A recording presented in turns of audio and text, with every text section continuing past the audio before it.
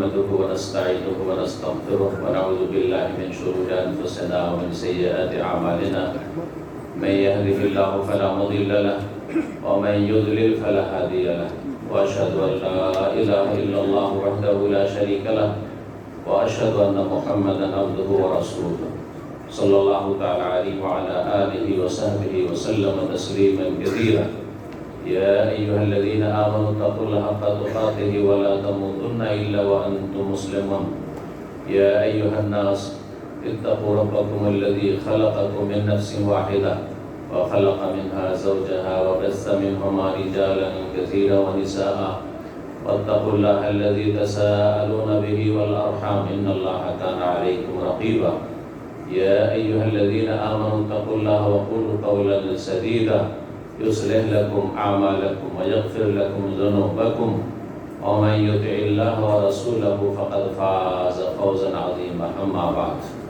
فإن خير الحديث كتاب الله وخير الهدي هدي محمد صلى الله عليه وسلم وشر الأمور محدثاتها وكل محدثة بدعة وكل بدعة ضلالة وكل ضلالة في النار أعوذ بالله من الشيطان الرجيم فاعلم أنه لا إله إلا الله واستغفر لذنبك وللمؤمنين والمؤمنات والله يعلم متقلبكم ومثواكم শ্রদ্ধেয় ওলামায়ে কেরাম, সম্মানিত দ্বীনী ভাতৃমণ্ডলী, আল্লাহ রাব্বুল আলামিনের প্রশংসা এবং প্রিয় নবী সাল্লাল্লাহু আলাইহি ওয়াসাল্লামের উপর সালাত ও সালামের পর আজ জুমাবার এশার সালাতের পর জেদ্দা আল ফাহাদ শরীয়তুল ফাহাদ এই ক্যাম্পে খোলা ময়দানে প্রোগ্রাম হওয়ার কথা ছিল, কিন্তু আল্লাহ রাব্বুল আলামিনের বিশেষ রহমত হচ্ছে উপকারী বৃষ্টি। বৃষ্টি সবসময় আল্লাহ রহমত নয়, কখনো রহমত, আবার কখনো সেটি আযাবে পরিণত হয়েছে বিভিন্ন জাতির জন্য, মানব জাতির ইতিহাস। সুতরাং বৃষ্টি মানেই রহমত নয়, তবে বৃষ্টি যদি পরিমাণ মতো হয়, প্রয়োজন মতো হয়, আর সেটা প্রয়োজন রয়েছে, তাহলে সেটা হচ্ছে রহমত।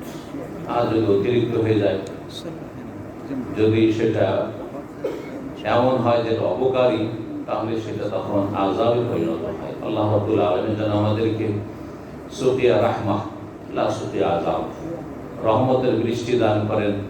আযাব যেটি আমাদের ক্ষতি করে বিভিন্ন স্তরে, সেসব বর্ষা বৃষ্টি থেকে আল্লাহ যেন হেফাজত করেন। এবং আল্লাহ রাব্বুল আলামিনের শুকরিয়া আদায় করছি যে আল্লাহ রাব্বুল আলামিন আজকে এই মেঘলা আকাশ দেখে মনে হচ্ছিল আজকের দিনে যে আজকে প্রোগ্রাম পাঞ্চাল হয়ে যাবে, কিন্তু আলহামদুলিল্লাহ সতর্কতামূলক খোলা ময়দানে হওয়ার কথা ছিল, সেটা না হলেও আলহামদুলিল্লাহ এটাও খোলা ময়দানের মতো, আর ওপরে আলহামদুলিল্লাহ শেডও আছে, আর মসজিদের সাথে আল্লাহর ঘরের সাথে। আর আপনাদের মাশাআল্লাহ তাবারাকাল্লাহ যে ওজুহুন তাইয়্যিবা মুবারাকা, যে আগ্রহ নিয়ে আপনারা দিনের কথা শোনার জন্য এসেছেন, সে এই ক্যাম্পের ভাইরা হোক অথবা আশেপাশের ক্যাম্পের ভাইরা হোক অথবা শহর থেকে বিভিন্ন এলাকা থেকে আগত দিনী ভাইরা হোক, আল্লাহ রাব্বুল আলামিনের কাছে দোয়া করি আল্লাহ আপনাদের যেন জাযায়ে খায়র দান করেন, উত্তম প্রতিদান দান করেন, দুনিয়া এবং আখিরাতের সার্বিক কল্যাণ দান করেন। আজকে আরও জানতে পেরেছি যে আজকের দিনে এইসব ক্যাম্পগুলিতে ডিউটি আরও বেশি কড়া ডিউটি, যার ফলে অনেক ভাইয়েরা তাদের আন্তরিক ইচ্ছা যে এতে শরীক হবেন, কিন্তু তাদের ডিউটির কারণে তারা বাধ্য আসতে পারেননি। ইনশাআল্লাহ তাআলা আজর নেকির ক্ষেত্রে তারা আমাদের সাথেই শরীক রয়েছেন। যেমন নবী করিম সাল্লাল্লাহু আলাইহি ওয়াসাল্লাম তাবুকের যুদ্ধের সময় বলেছিলেন যে কিছু লোকেরা মদিনায় রয়ে গেছে, আসতে পারেনি আমাদের সাথে, কিন্তু তারা আমাদের সাথে নেকিতে পুরোপুরি শরীক রয়েছে। আল্লাহ যেন সেসব ভাইদেরকে শরীক করেন যাদের দিন শিখার সদিচ্ছা রয়েছে এবং এই মোবারক মজলিসে আসার ইচ্ছাও ছিল, কিন্তু বিভিন্ন কারণে যারা আসতে পারেননি। আল্লাহ রাব্বুল আলামিন তাদেরকে উত্তম যেন বদলা দান করেন এবং আল্লাহ রাব্বুল আলামিন উপকারী জ্ঞান আমাদের সকলকে দান করেন। শুকরিয়া আদায় করছি ইসলামিক সেন্টার, দাওয়া সেন্টার, জামিয়াতুদ দাওয়াল ইরশাদ ওয়া রয়াতুল জালিয়াত জুনুব জিদ্দা, দক্ষিণ জেদ্দার কর্মকর্তাদের, শেখ মাশায়েখদের এবং বাংলা ভাষায় যেসব ভাইয়েরা আমাদের রয়েছেন, আমাদের সাথী ভাইয়েরা রয়েছেন, সে জনক জিদ্দাতি হোক অথবা অন্য শেখ মাশায়েখরা হোক, মাশাআল্লাহ তাবারাকাল্লাহ, আমি তাদের চাইতে কিছুতে বেশি না, এটা একেবারে বেলা মোজামালা, বিনা কোনো বাড়াবাড়িতে আর বিনা কোনো এতে বলছি যে আমি তাদের মতোই একজন মানুষ, মানুষের ভুলও হয় আর সহি হয়। আল্লাহ যেন সঠিক কথা বলার তৌফিক দান করেন, আর সঠিকটা মেনে চলার তৌফিক দান করেন। আর ইচ্ছাকৃত অথবা অনিচ্ছাকৃত আমরা চেষ্টা করি ইচ্ছাকৃত যেন ভুল না হয়, কিন্তু অনিচ্ছাকৃত বা যেভাবে হোক না কেন যদি ভুল হয়ে যায়, আল্লাহ যেন আমাকেও মাফ করে দেন এবং সেই ভুল থেকে, বিভ্রান্তি থেকে, তার অনিষ্ট থেকে, গুমরাহি থেকে আল্লাহ আপনাদের আমাদের সকলের হেফাজত করেন। তখন আমরা সেসব দেশীয় আলেমদের মতো নই যে আমাদের কথা মানা ফরজ অথবা আমাদের কথাই হচ্ছে চূড়ান্ত, আমাদের কথাতে কোনো রকমের গলদ হইতে পারে না, না গলদই বেশি। কিন্তু যদি গলদ ধরা পড়ে তাহলে অবশ্যই ছেড়ে দেবেন, আর যদি গলদ না থাকে আপনি আবেগ দিয়ে কাজ নেবেন, অথবা আপনার কারোর সাথে বৈরিতা আছে, কারোর সাথে মিত্রতা আছে, যার ফলে আপনি মাপ কাঠি বানিয়ে নিয়েছেন, যার সাথে আমার মিত্রতা আছে, ভালোবাসা আছে, তার কথা নেব, আর যার সাথে আমার বৈরিতা আছে, অন্তর্দ্বন্দ্ব আছে, তার কথা নেব না, তার কথা কোনো মূল্যায়ন করব না, তাহলে আপনি নিজেই ক্ষতিগ্রস্ত হবেন। আল্লাহ রাব্বুল যেন বুঝার তৌফিক দান করেন। শুকরিয়া আদায় করছি সকল স্তরের ভাইদের জন্য, আর বিশেষ করে শায়েখ মাশায়েখদের জন্য। জাযাহুমুল্লাহ খায়রান। নাম ধরে ধরে বলছি না, কারণ সময় লাগবে, কিন্তু সকলকে আল্লাহ সন্তুষ্টির জন্য আপনাদের ভালোবাসি, শায়েখ মাশায়েখদেরকে ভালোবাসি, যাদের আকীদা বিশুদ্ধ, যাদের মানহাজ হচ্ছে স্পষ্ট, আর যাদের আখলাক আমল আলহামদুলিল্লাহ রাব্বিল আলামিন হচ্ছে আদর্শ। যদিও আল কামাল লিল্লাহি তাবারাক ওয়া তাআলা, একমাত্র পূর্ণতা মহান আল্লাহ রাব্বুল আলামিন, আমরা কেউ পূর্ণ না, আমরা ত্রুটি যুক্ত, আল্লাহ হচ্ছেন ত্রুটি মুক্ত। এই জন্য আল্লাহ রাব্বুল আলামিনের গুরুত্বপূর্ণ জিকির হচ্ছে সুবহানাল্লাহ। সমস্ত দোষ, ত্রুটি, ঘাটতি আর অভাব, অসম্পূর্ণতা, দোষ ইত্যাদি, সে সমস্ত যেগুলি ত্রুটি হতে পারে সেগুলি থেকে একমাত্র আল্লাহ রাব্বুল আলামিন মুক্ত। তবে আলহামদুলিল্লাহ আমাদের সালাফি কোরআন সুন্নাহর অনুসারী, মানহাজে সালাফের অনুসারী যে মাশায়েখরা রয়েছেন, আলহামদুলিল্লাহ তাদের আকীদা, আমল, মানহাজ সব কিছু স্পষ্ট রয়েছে এবং কোরআন সুন্নাহ ভিত্তিক রয়েছে। আল্লাহ যেন আমাদের তাদের থেকে উপকৃত হওয়ার তৌফিক দান করেন এবং আপনাদেরকে এই সময়গুলিকে যেন গুরুত্ব দিয়ে, এই সময় অল্প সময় যেটুকু আল্লাহ সময় দিয়েছেন, এই জেদ্দায় অবস্থান করছেন, মাশায়েখদের থেকে আপনারা যে যে অঞ্চলে আছেন আর যে সমস্ত দর্শে, সে শেখ রফিকুল ইসলাম সাহেব হাফেজাহুল্লাহ তাআলা হোক, শেখ নামগুলো বলি, শেখ আব্দুল হালিম কাফি অথবা শেখ আব্দুল হালিম বাকি, আরও শেখ মামুনের কথাও শুনলাম, তো আরও যেসব শেখেরা আছেন যাদের কথা হয়তো জানি না অথবা যাদের সম্পর্কে আমার জানা নেই, অনেকে আছেন আলহামদুলিল্লাহ দাওয়ার কাজে জড়িয়ে আছেন, আলহামদুলিল্লাহ সহি আকীদা মানহাজেরও দাওয়ার কাজ করছেন। সকল থেকে আপনাদের আমাদের সকলকে উপকৃত হওয়ার তৌফিক দান করেন। আমি কি বিষয়ে আলোচনা করব ঘোষণা করা হয়নি, আর আমাকে ভাই শেখ আব্দুল্লাহ কাফি ওয়াফাকাহুল্লাহ তাআলা ওয়া সাদ্দাদা খুতাহু, তিনি আমাকে বলেছেন যে যেহেতু ক্যাম্পের বিষয়, এই জন্য সাধারণ যে কোনো বিষয়গুলি যেন মোটামুটি আসে এরকম আম আলোচনা করবেন। এই চিন্তা ভাবনা করে আমি চিন্তা করলাম যে আজকে আলোচনা করব ইলম সম্পর্কে আর আমল সম্পর্কে। কারণ ইলম আমল, আগে ইলম আর তারপরে আমল, আর তারপরে তখন তৃতীয় স্তর হচ্ছে দাওয়া, আর এর ওপর সবর করা। সূরা আসর, এর ওপর যদি চলেন তাহলে দুনিয়া তো সফল, আখিরাতও সফল। আল্লাহ রাব্বুল আলামিন আমাদেরকে যেন সফল করেন, কামিয়াব করেন, দুনিয়া এবং আখিরাতের সার্বিক কল্যাণ দান করেন। আল্লাহ রাব্বুল সূরা মুহাম্মাদের আয়াত নম্বর 19-এ ইরশাদ করেছেন, ছোট্ট আয়াতটি শুরুতে পাঠ করেছি, ফা'লাম আন্নাহু লা ইলাহা ইল্লাল্লাহ। আল্লাহ রাব্বুল আলামিন বলছেন যে হে নবী মুহাম্মদ সাল্লাল্লাহু আলাইহি সাল্লাম, সরাসরি নবীকে সম্বোধন করা হয়েছে, পরোক্ষভাবে আমাকে আপনাকে যে কোনো মানুষের সম্বোধন করা হয়েছে। যে জানো, ফালাম মানে ইলম হাসিল করা, জানো মানে ইলম হাসিল করো, তাহলেই তো জানতে পারবেন। জ্ঞান অর্জন করো কিসের?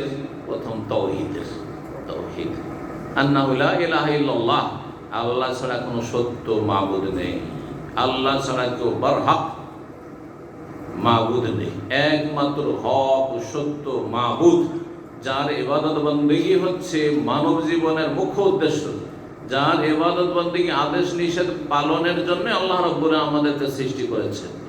এই কথা প্রথম জানতে হবে। দুনিয়ায় জানার বিষয়টি অত্যন্ত ব্যাপক, দ্বীনের বিভিন্ন দিক রয়েছে, দুনিয়ার তো বহু দিক রয়েছে, জানার শেষ নেই দ্বীন সম্পর্কে, দুনিয়া সম্পর্কে। তবে যেখান থেকে জানা, যেখান থেকে জ্ঞান চর্চা করা, যেখান থেকে ইলম হাসিল করা শুরু করবেন, সেটা হচ্ছে ইলমুত তাওহীদ, তাওহীদ এবং আকীদার জ্ঞান। ফা'লাম আন্নাহু লা ইলাহা ইল্লাল্লাহ, জানো, জ্ঞান অর্জন করো যে আল্লাহ ছাড়া কোনো সত্য মাবুদ নেই। তাওহীদ ভিত্তিক জ্ঞান অর্জন করতে হবে। ইলম সম্পর্কে কোরআন এবং হাদিসে যেখানেই বিভিন্নভাবে বয়ান করা হয়েছে, এর উদ্দেশ্য কিন্তু দুনিয়ার ইলম নয়। একটি কথা ভালো করে শুনে রাখেন, কারণ এই আয়াত বা হাদিসে তাফসীর করতে গিয়ে আর ফজিলত বয়ান করতে গিয়ে অনেক আলেমরা, বক্তারা এমন কিছু করে দেয় মনে হচ্ছে যে দুনিয়ার ইলমও এইসব ফজিলতগুলি পাবেন, আসলে কিন্তু না। জি, শেখ সালেহুল ফৌজান হাফিজাহুল্লাহ তাআলা তার একটি আলোচনাতে স্পষ্ট করেছেন যে কোরআন সুন্নাতে যে ফজিলত রয়েছে, ইলমের ফজিলত, সে হচ্ছে ইলমে শারঈ, শরীয়তের জ্ঞান অর্জন করা।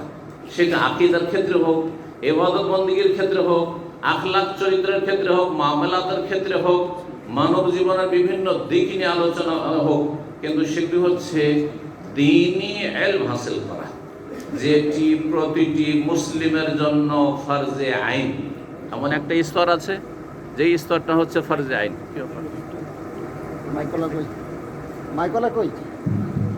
ফরজে আইন না, ঠিক আছে, মাঝে মাঝে স্তর হচ্ছে ফরজে আইন একটা স্তর পর্যন্ত।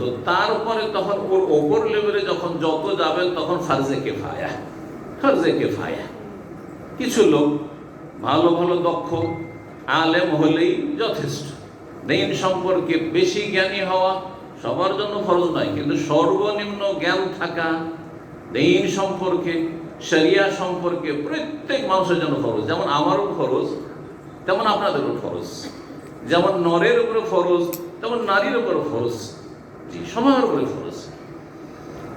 আর বাকি থাকলো দুনিয়ার ইলম হাসিল করা, সেটা ফরজে কিফায়া, ফরজে কিফায়া।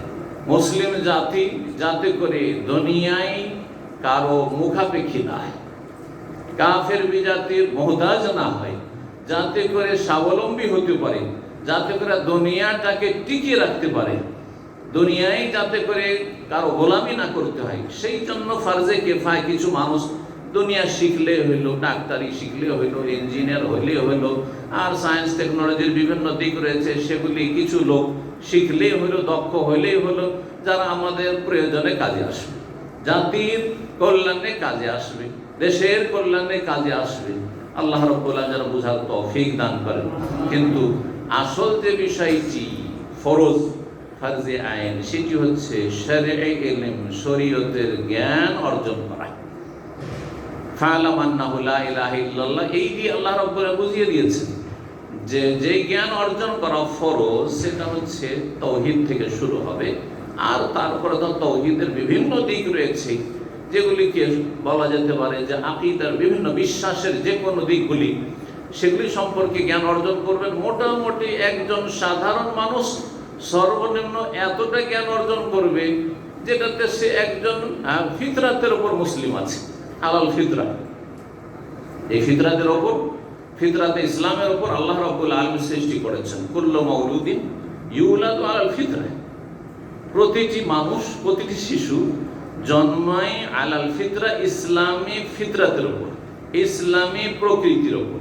এই প্রকৃতিতে যেন বিকৃতি না আসে, আপনি যেন বিভ্রান্ত না হয়ে যান, আপনি যেন সেই খাঁটি আল্লাহর সৃষ্টিতে কোনো রদবদল না নিয়ে আসেন, ওর ওপরে যাতে করে থাকেন, এতটুকু। সুতরাং একজন সাধারণ মানুষের জন্য তাওহীদ কত প্রকার ও কি কি, আর প্রত্যেকটার উদাহরণ, আর তারপরে শিরক বিদআত কত প্রকার এবং কি কি ইত্যাদি, আর তারপরে আল্লাহর সিফাত কোনটা কিরকম, এত বিস্তারিত ফরজ না, ফরজে কিফায়া। তবে এতটা ফরজ যে কোরআন এবং সুন্নাহ যা কিছু আল্লাহ সম্পর্কে বলা হয়েছে, আল্লাহর দ্বীন সম্পর্কে বলা হয়েছে, সব আমি মানি, সব মানার জন্য প্রস্তুত। আপনাকে কোন একটি আয়াত অথবা হাদিস দিয়ে জানিয়ে দেওয়া হবে যে আল্লাহ রাব্বুল আলামিন, উদাহরণস্বরূপ আল্লাহর চেহারা আছে, আপনি যদি না না না আল্লাহর চেহারা কেমন হয়, তাহলে আপনি পথভ্রষ্ট, তাহলে আপনি জাহান্নামের রাস্তা ধরেছেন। কিন্তু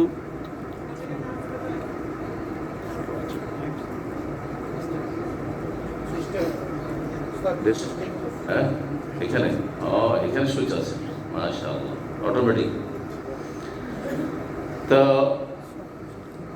আপনি এক কথায় মানসিকভাবে একজন মুসলিম হিসাবে প্রস্তুত থাকবেন যে আল্লাহর ওহীতে, কোরআনে কারীমে এবং রাসূলুল্লাহ সাল্লাল্লাহু আলাইহি ওয়াসাল্লামের সহিহ সুন্নাতে যা আছে আমি মানি, আকীদার ক্ষেত্রেও মানি, ইবাদত বন্দেগীর ক্ষেত্রেও মানি, হালাল হারামের ক্ষেত্রেও মানি, জায়েজ নাজায়েজের ক্ষেত্রেও মানি, কোরআন সুন্নাতে যা আসবে সামি'না ওয়া আতা'না, আল্লাহ আমি শুনবো, আমরা শুনলাম, মানলাম, গফরানাকা। আর যদি ভুল ত্রুটি হয়ে যায় অজান্তে অথবা শয়তান বিভ্রান্ত করে দেয়, তাহলে আল্লাহ তোমার কাছে ক্ষমা চাইছে। সামি'না ওয়া আতা'নার পরে গফরানাকা বলার অর্থ হচ্ছে এটি। তো ফা'লাম আন্নাহু লা ইলাহা ইল্লাল্লাহ, আল্লাহকে ইলমের কথা বলেছেন, আর তারপরে বলছেন আল্লাহ রাব্বুল আলামিন ওয়াস্তাগফির লিযামবিকা ওয়া লিল মুমিনিনা ওয়াল মুমিনাত, আর তুমি ক্ষমা প্রার্থনা করো, ক্ষমা চাও, মাফ চাও, লিযামবিকা তোমার ভুল ত্রুটির জন্য, এবং মুমিনদের জন্য ক্ষমা চাও, মুমিন পুরুষদের জন্য ক্ষমা চাও, মুমিন নারীদের জন্য ক্ষমা চাও। এখানে আগে ইলম আর তারপরে আমলের কথা বলা হয়েছে। কিভাবে? ফা'লাম আন্নাহু লা ইলাহা ইল্লাল্লাহ, ইলম শিখতে বলা হয়েছে, ইলম লা ইলাহা ইল্লাল্লাহ, ইলম হাসিল করো, আল্লাহ বলছেন তাওহীদ ভিত্তিক ইলম হাসিল করো, ইলমের কথা বলা হয়েছে। আর তারপরে ইস্তিগফারের কথা বলা হয়েছে, ক্ষমা চাওয়ার কথা বলা হয়েছে, এটি হচ্ছে আমল, কি হচ্ছে আমল। তো ইস্তিগফারের আমল দিয়ে সমস্ত আমলের কথা বলে দেওয়া হয়েছে, কারণ আপনি আমলের ময়দানে যখন থাকবেন, ভুল ত্রুটি হওয়া স্বাভাবিক, সুতরাং আপনার ক্ষমা চাওয়ার আমল যেন সবসময় কন্টিনিউ থাকে, সবসময় আল্লাহর কাছে বলি স্বীকার করবেন, আল্লাহ ভুল ত্রুটি হচ্ছে, মাফ করে দাও। এই জন্য এই রহস্যের কারণে দেখবেন যে গুরুত্বপূর্ণ ইসলামের ইবাদত বন্দেগী শেষ করলে, আরে ভালো কাজ করলেন, এমন না যে গুনাহ করে এসেছেন তওবা ইস্তেগফার করতে হবে, আপনি ভালো কাজ করলেন, নেকির কাজ করলেন, আর তারপরে ক্ষমা চাওয়া শেখানো হচ্ছে। উদাহরণস্বরূপ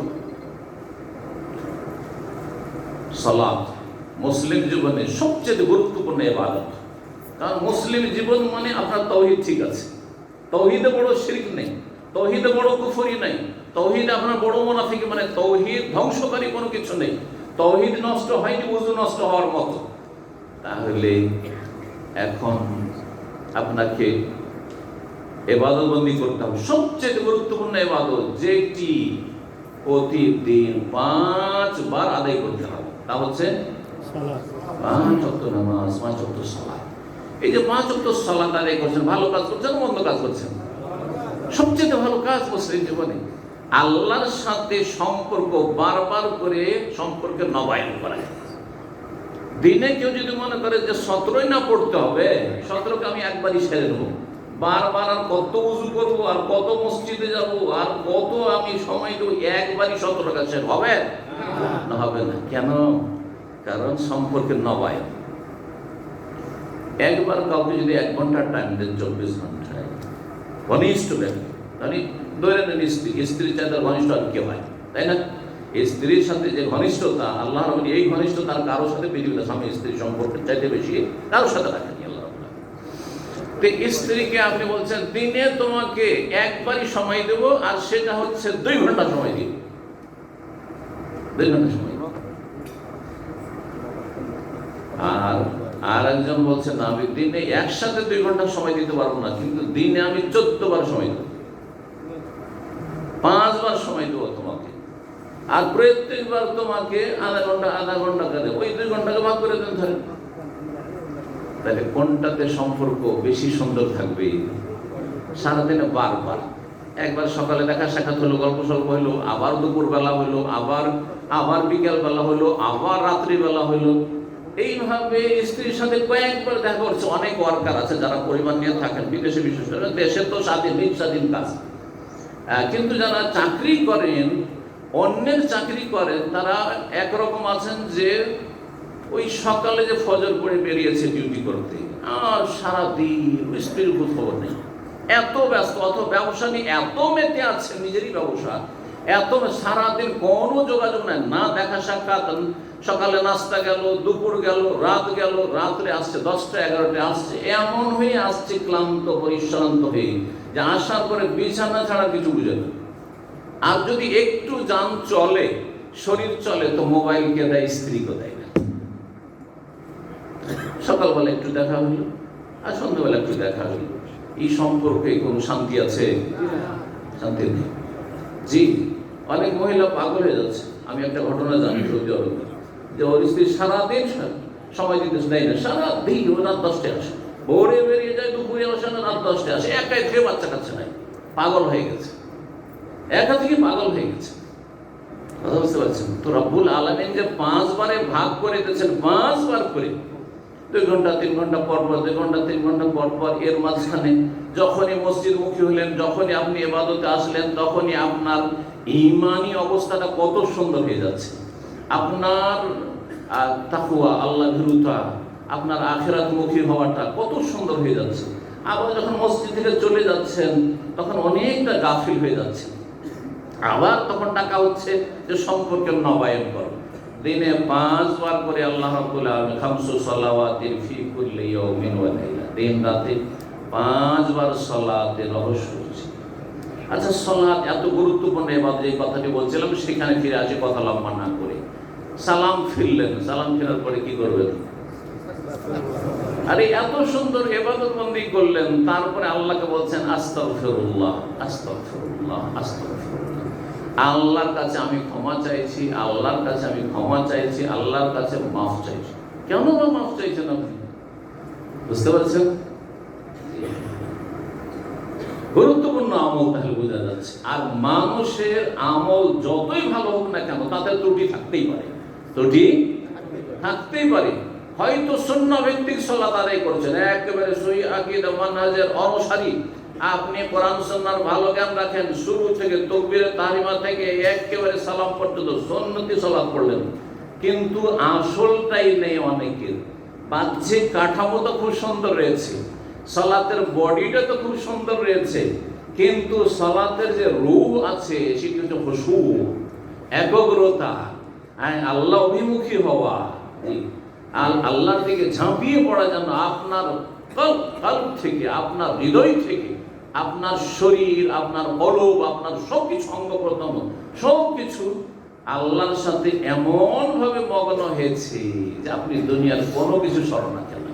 আমাদের আজকালকার জামানার মানুষের সালাতের মাঝে এবং রাসূলুল্লাহ সাল্লাল্লাহু আলাইহি ওয়াসাল্লাম, আম্বিয়া, রাসূলগণ আর সাহাবায়ে কেরাম সালাফের সালাতের মাঝে এটি ছিল পার্থক্য। তারা যখন সালাতে নিমগ্ন হইতেন, তখন দুনিয়ার কোনো খোঁজ খবর রাখতেন না। আর আমরা সালাতে দুনিয়ার সমস্ত হিসাব করি, যেসব কথাগুলি কখনো মনে পড়ছিল না, সালাত শুরু করলে সব মনে চলে আসে। কার কাছে পাবো, কি আমার কাছে পাবে, কোনখানে কোনটা ভুলে চলে এসেছি, কোনটা আজকে করতে হবে ছুটে গেছে, কোনটা জরুরি, ইত্যাদি ইত্যাদি, হচ্ছে না, হচ্ছে না। আর অথচ খুশুটাই হচ্ছে সালাতের আত্মার রূপ। এই যে এত সুন্দর শরীর, লেবাস, পোশাক, কত কি আছে, তাই না? যদি আত্মা না থাকে, এখনই এর নাম কি? হাইয়ুন না, মাইয়াত, মৃত। মাইয়াতকে তাড়াতাড়ি দাফন করেন, কি বলবেন? মাইয়াতকে তাড়াতাড়ি দাফন করেন। জি, আত্মাটা বেরিয়ে যাওয়ার আগ পর্যন্ত আপনার স্ত্রী এত ভালোবাসে, একটা রাত আপনাকে ছেড়ে থাকতে পারবে না, যদি না তুমি রুমের বাইরে অন্য রুমে থাকো। অসম্ভব, অসম্ভব যদি সত্যি অন্তর থেকে ভালোবাসা থাকে। যে রুমের বাইরে আমি আলাদা রুমে থাকবো, মানে এটা কেমন করে হয়? অসম্ভব কথা।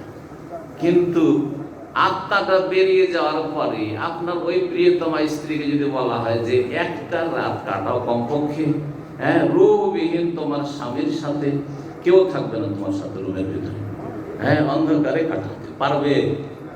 বিপদ হয়ে যাবে, হ্যাঁ, তাই না? না না না না, এটা আমার দ্বারা সম্ভব না। তাহলে কাউকে থাকতে হবে, তাহলে আমার সাথে কাউকে থাকতে হবে। সুবহানাল্লাহ। আশা করি বুঝতে পারছেন।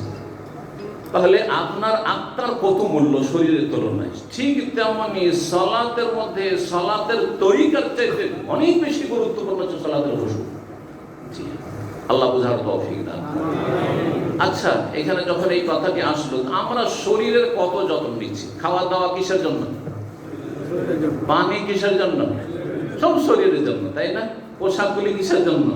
গড়ি, আর তারপরে জুতা, আমক তমক, এই সেই যৌতুকগুলি মাথাতে পা পর্যন্ত, মহিলাদের অলংকার, কত টাকার অলংকার পড়ছে, কত দামি দামি পোশাক পরছেন আপনারা।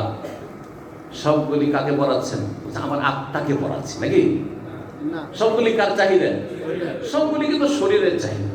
সবগুলি হচ্ছে শরীরের চাহিদা, আত্মার চাহিদা। আত্মার কি খোরাক নেই? আপনার শরীরের আহার আছে, পানাহার লাগে, আর আপনার আত্মার পানাহার লাগে না? আত্মার পানাহারই হচ্ছে জিকরুল্লাহ, আল্লাহকে স্মরণ করা। আর আল্লাহর স্মরণ, ফরজ স্মরণ হচ্ছে 5 ওয়াক্ত সালাত। 5 ওয়াক্ত সালাত, ওয়াকিমিস সালাত লিযিকরি, আমার জিকিরের জন্য, আমার স্মরণের জন্য তোমার 5 ওয়াক্ত সালাত পড়ো, 5 ওয়াক্ত সালাত পড়ো। সালাতের মাধ্যমে সবচেয়ে বড় জিকির বলা জিকরুল্লাহ আকবার। সালাতের কথা আল্লাহর বর্ণনা করার পরে, সালাতের উপকারিতা বর্ণনা করার পরে, ইন্নাস সালাতা তানহা আনিল ফাহশা ওয়াল মুনকার ওয়া লাযিকরুল্লাহি আকবার। সালাতের বাইরে জিকির করবেন, আমি খুব জিকির করি, আমি খতমে ইউনুস করি, আমি অমুক অমুক দোয়া পড়ি, অমুক অমুক জিকির করি, এটা বেদাতি তরিকা। আসল আগে ফরজ জিকির, আর তারপরে ফরজের পরের জিকির। এই জন্য দেখেন ফরজের পরে জিকির আছে, ফরজ পরে জিকির আছে। আর জিকির আজকাল শুরু হচ্ছে ইস্তিগফার, ওয়াস্তাগফির, হ্যাঁ, আস্তাগফিরুল্লাহ পড়ছেন, ওয়াস্তাগফির লিযামবিকা, নিজের জন্য আল্লাহর কাছে ক্ষমা চাও, আর মুমিনদের জন্য, নর হোক নারী হোক, তাদের জন্য ক্ষমা চাও। তাই রাসূলুল্লাহ সাল্লাল্লাহু আলাইহি ওয়াসাল্লামকে আল্লাহ বলছেন যে মুমিন নর নারী যারা রয়েছে তোমার উম্মতের, তাদের জন্য আল্লাহর কাছে ক্ষমা চাও। আমাদেরকে শেখানো হয়নি? আমাদেরকেও শেখানো হয়েছে। ওয়াল্লাযীনা জাউ মিন বাদিহিম, আল্লাহ বলেন সূরা হাশরে, যারা পরবর্তীতে আসবে, সাহাবায়ে কেরামদের পরে যারা আসবে, ওয়াল্লাযীনা জাউ মিন বাদিহিম ইয়াকুলুন, তারা বলবে, তাদের এই দোয়া শিখতে হবে। আল্লাহ বলছেন এই দোয়া করা উচিত তাদেরকে, রব্বানা ইগফির লানা, আল্লাহ আমাদেরকে মাফ করে দাও। আমার সাথে আল্লাহ কাছে, আল্লাহ আমাদেরকে মাফ করে দাও। বলে ইখওয়ানিনা আল্লাযীনা সাবাকুনা বিল ঈমান, আর আমাদের ওই সব ভাই বোনদেরকে মাফ করে দাও, ওই সব মুসলিম ভাইদেরকে মাফ করে দাও যারা ঈমানের অবস্থা আমাদের পূর্বে চলে গেছে। ওয়ালা তাজাল ফি কুলুবিনা ইল্লা লিল্লাযিনা, দুনিয়া থেকে যারা চলেও গেছে তাদের বিরুদ্ধেও যেন, তাদের ক্ষেত্রেও যেন অন্তরে কোন রকম বিদ্বেষ, শত্রুতা, কালিমা না থাকে। অথচ যতই বড় দুশমন হোক, দুনিয়া থেকে চলে যাওয়ার পরে আপনার কোনো ক্ষতি করতে পারবে না। না পারবে? দুনিয়া থেকে চলে যাওয়ার পর কোনো ক্ষতি করতে পারবে? বড় দুশমন কিন্তু কিছু করতে পারবে, চলে গেছে, ওর অনিষ্ট থেকে আপনি নিরাপদ হয়ে গেছে। তাদের ক্ষেত্রে অন্তরকে সাফ রাখতে বলা হয়েছে। তাহলে যারা দুনিয়াতে আছে এখনো মুমিন ভাই বোন, মুসলিম ভাই বোন, তাদের জন্য কি দোয়া করতে হবে না? অবশ্যই দোয়া করতে হবে। রব্বানা ইগফির লানা ওয়া লিইখওয়ানিনা আল্লাযীনা সাবাকুনা বিল ঈমান ওয়া লা তাজআল ফি কুলুবিনা ইল্লা লিল্লাযীনা আমানু, মুমিনদের ক্ষেত্রে আল্লাহ অন্তরে যেন বিদ্বেষ, শত্রুতা না থাকে, কোনো রকমের অন্তরে যেন কোনো খারাপই না থাকে। জায়গা হচ্ছে না, সুতরাং ভাই একটু এগিয়ে এগিয়ে চলে আসেন। ঠান্ডার সময় আছে, অত গরমও নাই না, যদি একটু গরম আছে, জেদ্দার আবহাওয়া এরকম, কিন্তু এত গরম নাই যে একটু পাশাপাশি বসা যাবে না। ইনশাআল্লাহ তাআলা পাশাপাশি বসা যাবে। আর সুতরাং আল্লাহর রাস্তায় একটু এগিয়ে চলে আসেন, একটু এদিকে জায়গা আছে, এদিকে এগিয়ে চলে আসেন। জাযাকুমুল্লাহ খায়র। ইযা ক্বিলা লাকুম তাফাসসাহু ফিল মাজালিসি ফাফসাহু ইয়াফসাহিল্লাহু লাকুম। আল্লাহ সূরা মুজাদালা বলছেন, তোমাদের যদি বলা হয় যে তোমরা অন্যদের বসার ব্যবস্থা করে দাও, অন্যদের জন্য একটু জায়গা করে দাও, তাহলে তোমরা জায়গা দিয়ে দাও। ইয়াফসাহিল্লাহ, আল্লাহ তোমাদের জন্য জান্নাতে ভালো জায়গার ব্যবস্থা করে। আল্লাহ যেন কবুল করেন।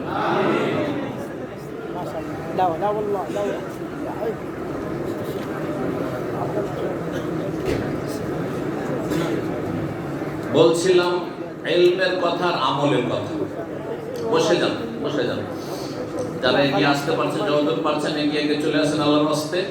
আর অল্প সময়, অর্ধেক সময় চলে গেছে সম্ভবত, আর ইনশাআল্লাহ তাআলা অর্ধেক সময় কথা বেশি না বলে যেটুকু বলবো আল্লাহ যেন আমাকে আপনাদের সকলকে আমল করার তৌফিক দান। ইলম এবং আমল। তো এই কোরআনের এই আয়াতটিতে ইলমেরও কথা বলা হয়েছে, আমলের কথা বলা হয়েছে। ইলমের কথা বলা হয়েছে, আমলের কথা বলা হয়েছে।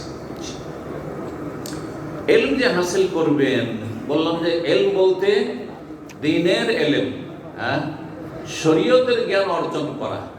শরীয়তের জ্ঞান মানে কি এই বিষয়টি আমরা তিনটি মূলনীতিতে আসবো।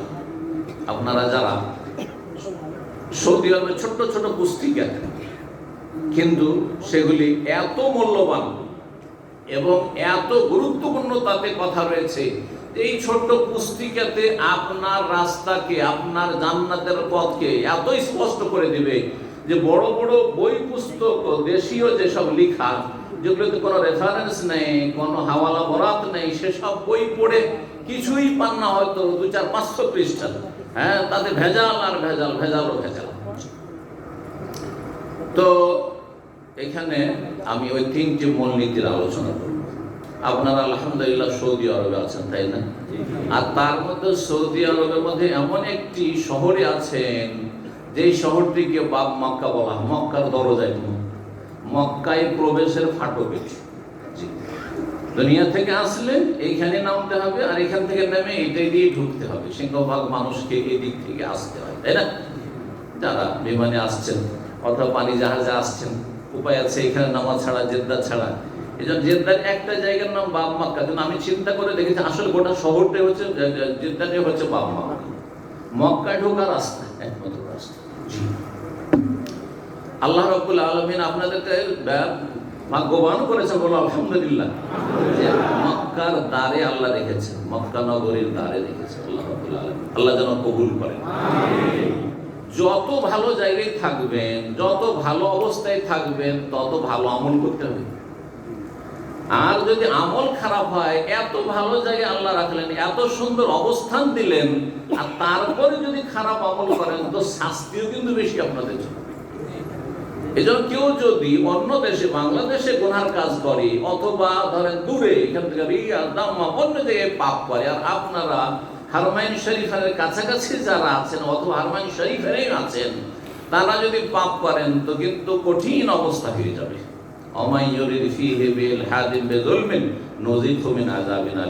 যদি হারাম সম্পর্কে আল্লাহ বলেছেন, কিন্তু হারামের আশেপাশে থাকলেও কিন্তু কিছুটা তো আঁচ লাগবে, অবশ্যই মর্যাদা আছে। সুতরাং আল্লাহ যেন এই পবিত্র জায়গাগুলিতে নেকির কাজের তৌফিক দান করেন, উপকারী জ্ঞান দান করেন, ভালো আমলের তৌফিক দান করেন, এবং এখান থেকে যা ভালো তা নিয়ে যাওয়ার তৌফিক দান করেন। যখন এই কথাটি আসলো, দেখেন ইলম এবং আমল, এটি তো আলোচনা। সৌদি আরবে ইলমের ক্ষেত্রেও, জ্ঞান অর্জনের ক্ষেত্রেও কিন্তু নিরাপদ। ইলম শেখার ক্ষেত্রে নিরাপদ, কিন্তু আমলের ক্ষেত্রে এখানে যদি আমল দেখেন, সারা দুনিয়ার নামাজের তুলনায়, সারা দুনিয়ার ইবাদত বন্দেগীর তুলনায় আপনি এখানে খাঁটি ইবাদত বন্দেগীর তরিকা পাবেন। কথা কি ভুল বলছেন না সহি বলছেন? একেবারে। ইলমের ক্ষেত্রে আকীদার একটা দিক, বিশ্বাসের জ্ঞান, ইলমুল আকীদা, আকীদা তাওহীদের জ্ঞান, ইবাদত বন্দেগীর জ্ঞান, যে ইবাদত বন্দেগীর তরিকা, সালাতের তরিকা, নামাজ কেমন করে পড়বো, আর তারপরে সিয়াম রোজা কেমন করে রাখবো, হজ কেমন করে করব, যাকাত কেমন করে দিব। এখানে যেসব উলামায়ে কেরামগণ রয়েছেন, সে বাংলা ভাষাভাষী হোক, অন্য ভাষী হোক, বিদেশিরা হোক, আর যারা দাওয়ার কাজে জড়িয়ে আছেন, অথবা এখানকার স্থানীয় উলামায়ে কেরাম মাশায়েখগণ হন, তাদের কাছে আপনি আকীদা নেওয়ার ক্ষেত্রে চোখ বন্ধ করে নিতে পারবেন। আকীদা এখানে তাওহীদের জায়গায় শিরকি আকীদার প্রচার প্রসারকারী লোক পাবেন না। আছে কেউ শিরকের প্রচার করার লোক আছে এখানে? কেউ নাই। কিন্তু কোনো ক্ষমতা নেই যেখানে শিরকের ধর্ম প্রচার করবে ইসলামের দোহাই দিয়ে। বেদাতি ধর্ম প্রচার করবে। এখানে কেউ বলবে যে মিলাদ করেন, কিয়াম করেন, সম্মিলিত দুরূদ পড়েন, সম্মিলিত জিকির করেন, কেউ বলার মতো ক্ষমতা রাখে? তাহলে ইবাদত বন্দেগীর ইলম নেওয়ার ক্ষেত্রে কিন্তু নিরাপদ জায়গায় আছে, ভালো জায়গা আছে। এখান থেকে যেইটুকু আকীদার ইলম নিয়ে যাবেন, যেইটুকু আপনি মানহাজে সালাফের ইলম নিয়ে যাবেন, সেটি আপনার বিশ্বস্ত উৎস থেকে নিয়ে যাবেন, আপনি নির্ভরযোগ্য স্থান থেকে নিয়ে যাবেন। আপনি চোখ বন্ধ করে এখান থেকে আপনি নিয়ে যেতে পারবেন। যদি একেবারে চোখ বন্ধ করে মুকাল্লিদ হবেন, অন্ধ হবেন না, কারণ সবসময় চোখ যখন আল্লাহ দিয়েছেন, বাসার দিয়েছেন আর বসিরাত দিয়েছেন, দুটো জিনিস মানুষকে দিয়েছেন আল্লাহ। বাসার দৃষ্টি শক্তি এখানে আছে, আর অন্তর্দৃষ্টি যেটাকে বসিরাত বলা হয়, এটা কলবে আছে। লিমান কানা লাহু কালবুন, কলব তো সবারই আছে, তার হাট নেই, হৃদয় তো সবারই আছে, কিন্তু আল্লাহ লিমান কানা, এতে উপদেশ আছে কোরআন সুন্নাতে। কার জন্য? লিমান কানা লাহু কালবুন, যার কলব আছে, হিতাহিত জ্ঞান আছে। সুস্থ কলব নিয়ে আপনাকে ইলম হাসিল করতে হবে। চোখ আল্লাহ দিয়েছেন, চোখ দিয়ে কাজ নেব। আল্লাহ বসিরত দিয়েছেন, অন্তর্দৃষ্টি দিয়েছেন, হিতাহিত জ্ঞান, ভালো মন্দের পার্থক্য করার তৌফিক দিয়েছেন আল্লাহ রাব্বুল আলামিন। সুতরাং তৌফিক এইটা কাজে লাগাবো। আমাকে আল্লাহ মেহনত স্মৃতি শক্তি দিয়েছেন, সুতরাং ইলম হাসিল কিছু এইখানে করে আমি মেমোরিতে কিছু রাখবো। এইভাবে আপনাকে এই সৌদি আরব থেকে যদি ইলম নিয়ে যান, সবচেয়ে বেশি নিরাপদ, সবচেয়ে বেশি নিরাপদ। এখানকার আমল যদি নিয়ে যান তাহলে নিরাপদ, কিন্তু পক্ষান্তরে চলে যান বাংলাদেশের প্রেক্ষাপটে, ইন্ডিয়ার প্রেক্ষাপটে, আপনি পাকিস্তান অন্য দেশের এতে চলে যান, সেখানে যখন আপনি আকীদার ইলম শিখতে যাবেন, এখন একটা বই নেবেন যে আমি ইসলামী আকীদা পড়ব, ভেজাল আর ভেজাল, ভেজাল আর ভেজাল। এই ভেজালে এমন ভাবে আপনি দিশেহারা হয়ে যাবেন যে আপনি রাস্তায় খুঁজে পাবেন না যে কোনটা ঠিক আর কোনটা ভুল, যদি আপনার জ্ঞান না থাকে, যদি আপনাকে গাইড করার মতো ভালো কোনো আলেম না, কোরআন সুন্নাহর আলেম না থাকে। তাহলে এখানে যে সময়টা কাটছে, এটা মূল্যবান সময় আপনাদের কাটছে। আল্লাহ ভালো সময়টাকে ভালো কাজে লাগাবার তৌফিক দান করুন। ইলমান নাফি, আল্লাহুম্মা ইন্নী আসআলুকা ইলমান নাফি, উপকারী জ্ঞান অর্জনের ক্ষেত্রে কাজে লাগান। যেই জ্ঞানটি কাজে আসে, যেই জ্ঞান হচ্ছে ভেজাল মুক্ত, শিরক মুক্ত, বিদআত মুক্ত, আর চরমপন্থা মুক্ত, খারেজিদের মানহাজ মুক্ত, এই ইলম যদি এখান থেকে নিয়ে যান তো কখনো জঙ্গি হবেন না। কিন্তু অল্প বিদ্যা দু চারটা আয়াত মুখস্থ করেছে, তরজমা শিখেছে, আর নিজের মতো করে বোঝা শুরু করেছে। ওই আয়াতগুলো, হাদিসগুলো সাহাবায়ে কেরামগণ কেমন করে বুঝেছেন রাসূলুল্লাহ সাল্লাল্লাহু আলাইহি ওয়াসাল্লাম থেকে, তাবেঈনরা সাহাবায়ে কেরাম থেকে কেমন করে বুঝেছেন, আইম্মায়ে কেরাম আবু হানিফা, শাফি, মালিক রাহিমাহুল্লাহ, মুহাদ্দিসিন তারা কেমন করে বুঝেছেন, দেখার পরই করে না, ইচ্ছা মতো তাফসীর করতে গিয়ে নিজেও জঙ্গি হয়ে যাচ্ছে, চরমপন্থী হয়ে যাচ্ছে, আর জাতির যুবক যুবতীদেরকে জঙ্গি বানিয়ে দিচ্ছে। সুতরাং দেশের ইলম না নিয়ে আপনি এখান থেকে নিরাপদ স্থান থেকে ইলম নিয়ে যাওয়ার চেষ্টা করবেন, আল্লাহ তৌফিক দান করুন। এখান থেকে বিশুদ্ধ ইবাদতের তরিকা নিয়ে যাওয়ার চেষ্টা করবেন, আল্লাহ তৌফিক দান করুন। আপনি যান দেশে গেলে আপনাদের যথেষ্ট অভিজ্ঞতা আছে যে নামাজটাই নেন, শুরু থেকে শেষ পর্যন্ত ভেজালে পড়ে, ভেজালে পড়ে। মসজিদে গেলে বেদাত আর বেদাত, বিভিন্ন রকম বেদাত, সালাম ফেরার পরেও বেদাত, শুরুতেও বেদাত, আজানের সাথেও বেদাত, হ্যাঁ ইকামতেও বেদাত, সব কিছুর বেদাত বেদাত, কত রকমের বেদাত। আল্লাহ রাব্বুল আলামিন হেফাজত করেন। তো এইখান থেকে নিয়ে যাওয়া, এখান থেকে নিলে কি করতে হবে? তাহলে এই যে মাশায়েখরা আছেন জেদ্দায় যারা থাকছেন দাওয়াত সেন্টারে, তাদের সাথে আপনাদেরকে সম্পর্ক করতে হবে। সপ্তাহে একদিন কমপক্ষে সময় দিতে, কমপক্ষে এটা সপ্তাহে একদিন সময়, এটা রিচার্জ করেছেন নিজের ঈমান আমলকে, এলেমকে আপনি রিচার্জ করছেন। আপনার স্মার্টফোন সবসময় লাগিয়ে রাখছেন, যতক্ষণ ইউজ করলেন, আর যখন রুমে এসেছেন দিলেন লাগিয়ে। আর রুমে দিয়ে হয় না, গাড়িতে আবার লাগিয়ে দিচ্ছেন, গাড়ি তো লাগিয়ে দিচ্ছেন, গাড়িতে তো লাগাচ্ছেন আপনি, আরে হারামে যাচ্ছেন ওইখানেও নিয়ে গিয়ে লাগিয়ে খুঁজে বেড়াচ্ছেন যে কোথায় আমি ওই মোবাইলটা চার্জ দিতে পারবো। করছেন না? মাত্র 1-2 ঘন্টার জন্য ইয়েতে গেছে, ওখানেই শেষ। না, আমি বাঁচবো না এই মোবাইল ছাড়া, মোবাইল অফ হয়ে গেলে। সুতরাং মোবাইল চার্জ দিচ্ছেন, আপনার ঈমান চার্জ দিতে হবে না? আপনার ইলমের চার্জ দিতে হবে না? আপনার শরীয়তের জ্ঞানের চার্জ লাগবে না? না ওই যেটুকু শিখেছেন ওইটুকু নিয়ে বসে থাকবেন, সব শেষ হয়ে যাবে। আল্লাহ বুঝার তৌফিক দান করেন। এই যে চার্জ করতে চাইলে সপ্তাহে একটা দার্সে, সবচাইতে ভালো যে আপনি নিজেই যাবেন ইসলামিক সেন্টারে, দাওয়াত সেন্টারে, কারণ নিজে গিয়ে যখন শিখবেন, ওতে আপনার যেহেতু গরজ নিয়ে যাচ্ছেন, আগ্রহ নিয়ে যাচ্ছেন, ওতে বেশি লাভ পাবেন। আমি পরীক্ষা করে দেখেছি, দীর্ঘ 25 বছর একটা সেন্টারে আছে, দামাম সেন্টারে আছে, তার আগেও 2 বছর থেকেছি। সুতরাং আর শিক্ষকতার ময়দানও 6-7 বছর থেকেছি। সুতরাং আমি নিজের অভিজ্ঞতা থেকে বলছি, যে আগ্রহের সাথে শিখতে আসে, তার শিক্ষার, এলমের, আমলের কোয়ালিটি আলাদা। আর যার জন্য আমরা ছুটে যাব, ওদের ক্যাম্পে যাচ্ছি, ও তো মনে করছে আমি তো বাসায় বসে বসে পেয়ে গেলাম, রেডিমেড হালুয়া রুটি পেয়ে গেলাম, হালুয়া তৈরি করা, হ্যাঁ, আলাদা আলাদা আমাকে এইসব কেনাকাটা করতে লাগেনি, আর পাক শাকও করতে হয়নি, কেউ তৈরি করে দিয়ে দিয়েছে। সুতরাং তারা তেমন কিছু শিখতে পারে না, তেমন কিছু শিখতে পারেন না। শেখের আপনাদের এখানে আসছেন হয়তো, কিন্তু তার মানে এটা ভাববেন না যে উনি তো চলে আসছেন, এখানেই পেয়ে যাচ্ছে হাতের নাগালে, আর দাওয়াত সেন্টার কেন বা ছিল, আর দাওয়াত সেন্টার, ইসলামিক সেন্টারে কেন বা যাবো না, অবশ্যই যাবে। দেখেন, তার পিপাসা লেগেছে, তাকে কূপের কাছে যেতে হয়। আর আপনার পিপাসা, এলমের পিপাসা, এলমের প্রয়োজনীয়তা, ওলামা মাশায়েখগণ বলেছেন যে এলমের প্রয়োজনীয়তা মুসলিমের জন্য, একজন মানুষের জন্য পানাহারের চাইতে, খাবারের চাইতে পানির চাইতে বেশি জরুরি। কারণ যদি পানি না পান, তারপরও বেশ কিছুক্ষণ বাঁচবেন, বা দুই একদিন বাঁচবেন, তারপরে হয়তো মরে যাবেন, কিন্তু জাহান্নামী তো হলেন না। ইচ্ছা করে আত্মহত্যা করেছেন, আল্লাহ পানি নাই ধরেন, আর পিপাসায় মরে গেলেন, তো ইনশাআল্লাহ শাহাদাতের মর্যাদা পাবেন আপনি। ইচ্ছা করে মরেননি আপনি, খাবার নেই, অনাহারে দুর্ভিক্ষে মরে গেলেন, কিন্তু ঈমান আমল ঠিক আছে, আপনার এলেম ঠিক আছে, ইলমান নাফিয়া, আমালান সালিহান মুতাকা, আমলে সালেহ আছে, তাহলে আপনি জান্নাতি শহীদের মর্যাদা পাবেন, কারণ দুর্ভিক্ষে আপনি মারা গেছেন, কথা ঠিক কি? কিন্তু দ্বীনের এলেম ছাড়া যদি মারা যান, এলেম নেই, এলেমের জায়গায় রয়েছে জাহালাত, অজ্ঞতা, তাওহীদের জায়গায় শিরকে দখল করে নিয়েছি, সুন্নতের জায়গায় বেদাতে দখল করে নিয়েছি, আপনার মুসলিম জীবনের আল্লাহর তাকওয়ার জায়গায় পাপে দখল করে নিয়েছি।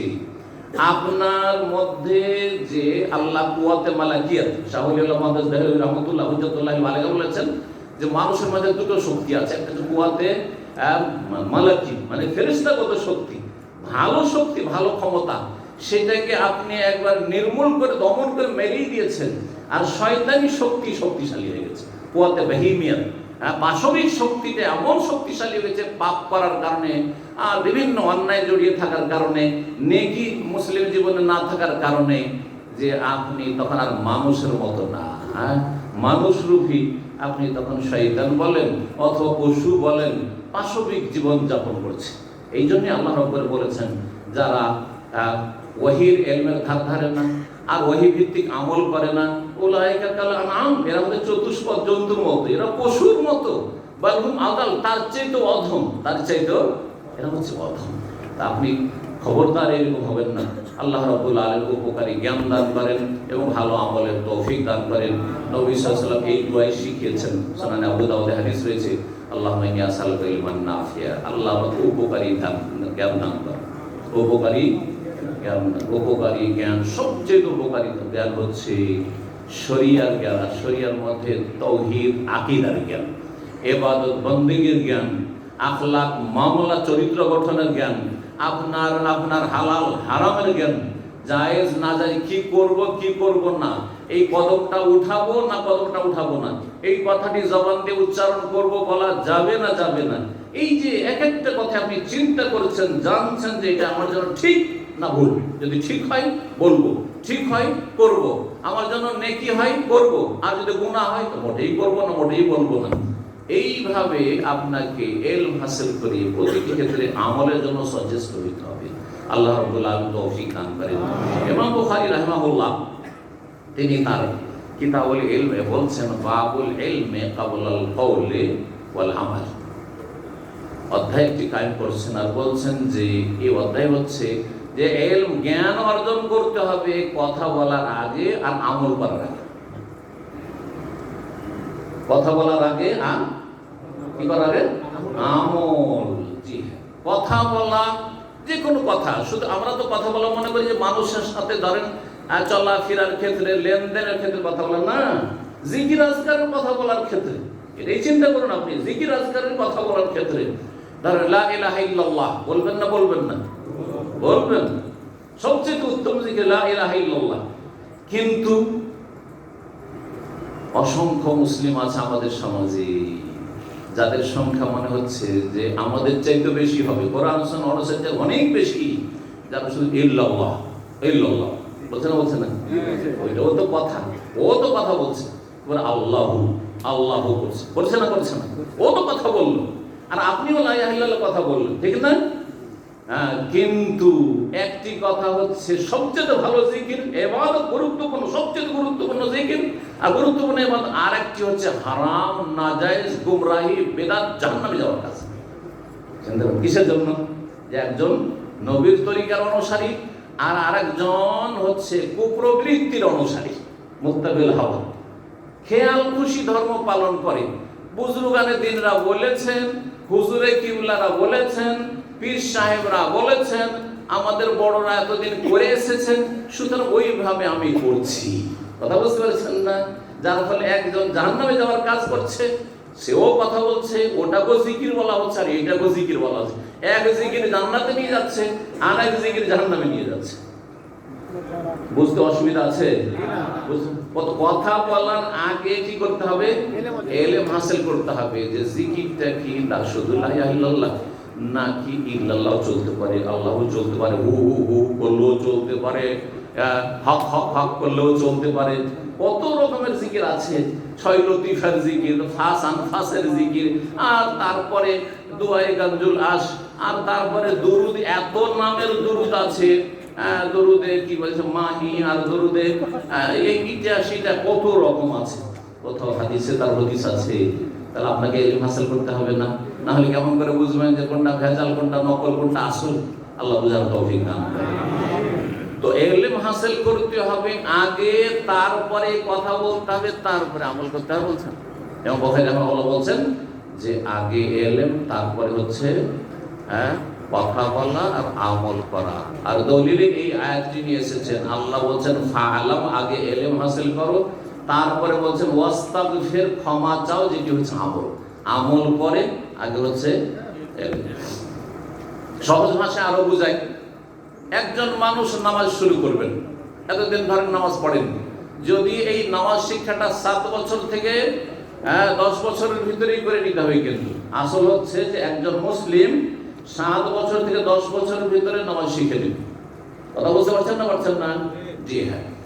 তারপরও 14-15 বছর পর্যন্ত ছেলে হইলে, মেয়ে হইলে সাবালিকা তার আগে হয়ে গেছে, সাবালিক হওয়ার আগে। তো এই যে ইলমটা হাসিল কি বলা যায়?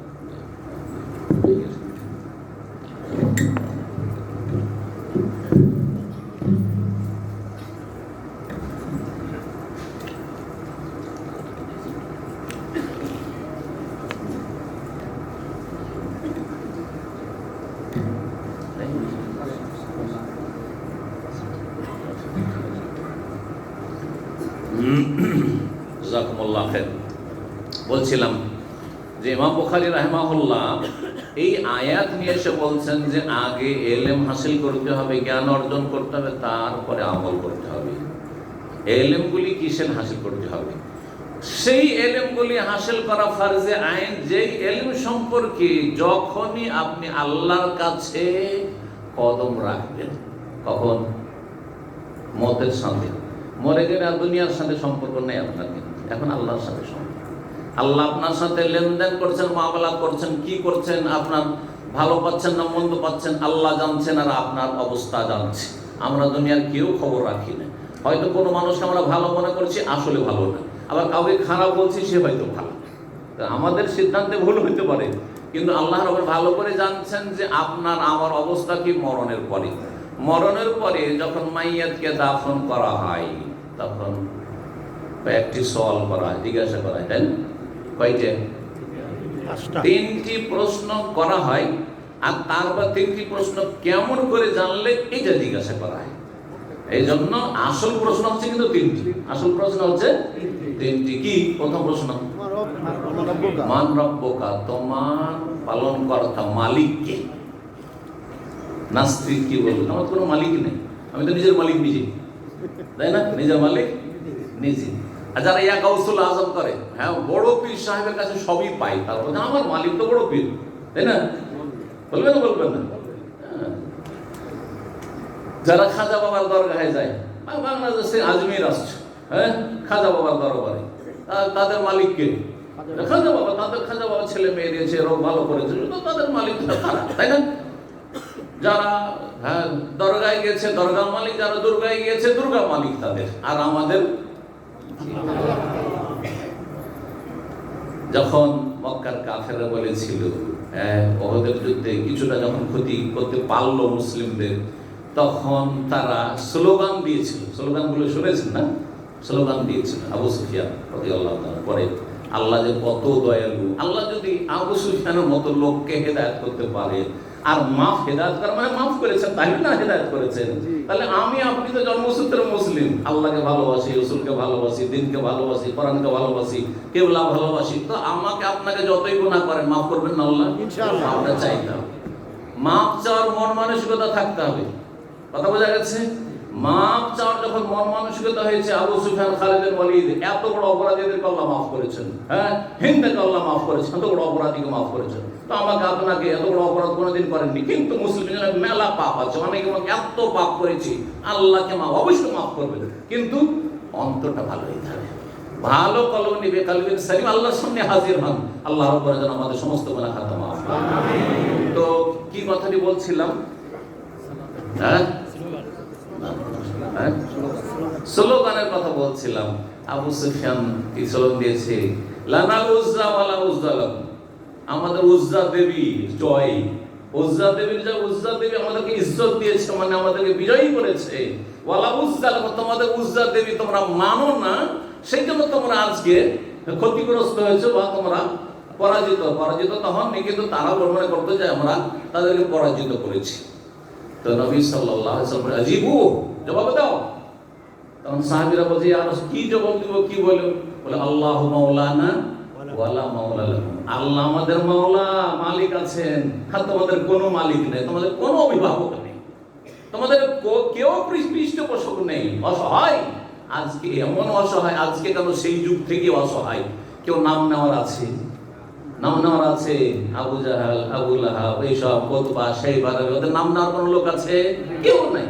কিন্তু সাহাবায়ে কেরাম গরিব মানুষ, আব্দুল্লাহ বিন মাসউদ একেবারে দুর্বল মানুষ, বংশধর নিজের নাই মক্কাতে, আম্মার বিন ইয়াসির, সুমাইয়া, সুবহানাল্লাহ, নাম আসলেই মহব্বতের সাথে কোটি কোটি মানুষ মুসলিম হচ্ছে রাদিয়াল্লাহু আনহু, রাদিয়াল্লাহু আনহা, রাদিয়াল্লাহু আনহু বলছেন না? বলছেন না? কি ভালোবাসা, চিন্তা করুন দেখি, সুবহানাল্লাহ। আল্লাহ সেই দলে যেন শামিল করেন। তো ফিরে আসি আসল আমলের দিকে।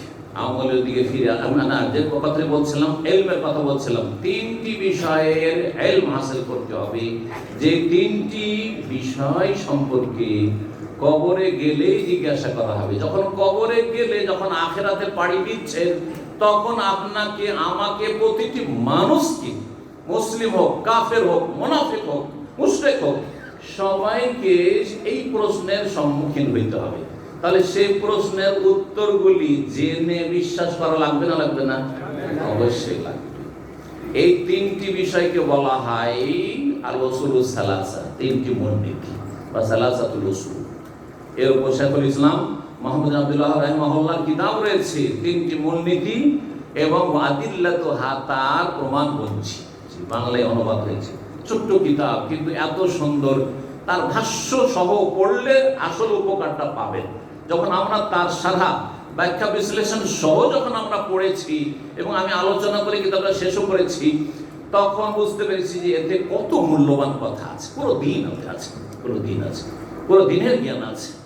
এই তিনটি মূলনীতি সম্পর্কে জ্ঞান অর্জন করতে হবে, কারণ আপনাকে আমাকে প্রত্যেকটি কবরে একা যেতে হবে, কেউ কিন্তু যাবে না। না যাবে? যাওয়ার ক্ষমতাও নেই, সহযোগিতা করার কোনো ক্ষমতা নেই, কোন রকমের সাহায্য সহযোগিতা সেখানে চলবে না। একা জবাব দিতে হবে। মান রাব্বুকা, মা দীনুকা, মান নাবিয়ুকা, মা হাযার রাজুল আল্লাযী বুইসা ফীকুম। জিজ্ঞাসা হবে না? হবে না? যখন জবাব দিয়ে দিবেন, আমি বেশি তফসিলে যাচ্ছি না সেদিকে, যখন জবাব দিয়ে দিতে পারবেন, আল্লাহ যেন আমাদের জবাব দেওয়ার তৌফিক দান করেন, জবাব দেওয়ার জন্য সহজ করেন, এবং জবাব দেওয়ার জন্য এই কর্মক্ষেত্র দুনিয়া আমলের জগৎ থেকে ভালো প্রস্তুতি নিয়ে যাওয়ার তৌফিক দান করেন, সম্বল পাথেয় নিয়ে যাওয়ার তৌফিক দান করেন। সম্বল হচ্ছে ঈমান এবং নেক আমল। সম্বল হচ্ছে আখিরাতের সম্বল হচ্ছে ঈমান এবং নেক আমল। আল্লাহ যেন তৌফিক দান করেন। এই তিনটি মূলনীতি সম্পর্কে জ্ঞান অর্জন করা ফরজে আইন। এক নম্বর কি? তোমার রবকে, তোমার রবকে। তো আল্লাহ সম্পর্কে মারিফত হাসিল করা। মারিফত মানে সুফিদের মারিফত না, মারিফত মানে জ্ঞান অর্জন করা।